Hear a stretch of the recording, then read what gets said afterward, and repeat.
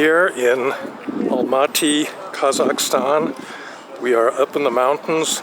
We're here to do a Leadership Academy for Development course. We've just completed it, actually. The Leadership Academy for Development started about 12 years ago when I was still at Johns Hopkins School of Advanced International Studies. I founded it together with Roger Leeds at CIPE and then brought it to Stanford when I moved to California in 2010. And at this point, we've probably done about 60 to 70 programs in many countries all over the world. For 20 years.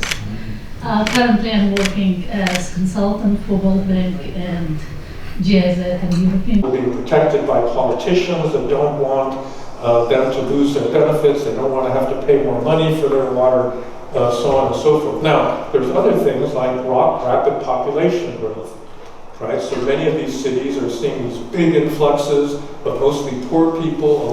Case teaching is important because the participants are divided up into groups where they have to discuss the cases, and then they do group projects that they present to the whole class at the end of the week on day 5. Tell me about the case methods.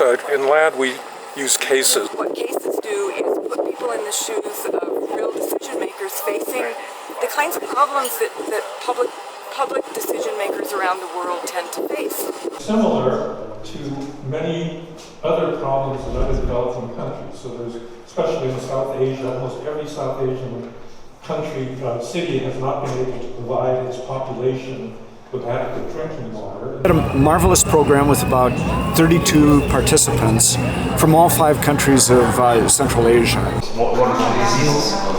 Waterborne diseases.